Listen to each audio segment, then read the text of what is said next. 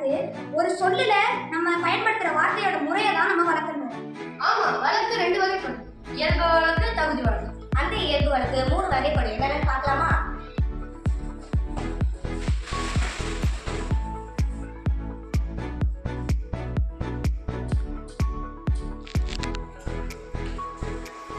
இப்படி இருக்கிற மாதிரியே செய்யறது தான் இலக்கணம் உடையது.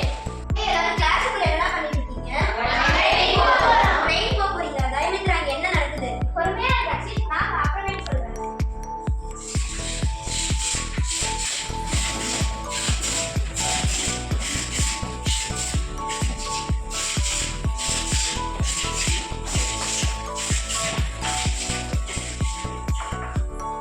இது மாதிரி முன்னாடி இருக்கிற இன்ஜின் பின்னாடி இருந்தாலும், பின்னாடி இருக்கிற இன்ஜின் முன்னாடி இருந்தாலும் ட்ரெயின் ஓட தான் செய்யும்.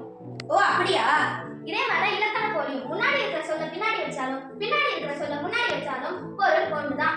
நான் ஒரு டிஷ் பண்ணி தரப்பேன். அதுக்கு ஆப்பிள், ஆரஞ்சு, வாழைப்பழம், கிரேப்ஸ் எடுத்துட்டு அதை நல்லா கழுவி ஒவ்வொரு. நீ பண்ண போறது ஃப்ரூட் சாலட் தானே? ஆமா. அது ஏன் இவ்வளோ பெருசா சொல்ற?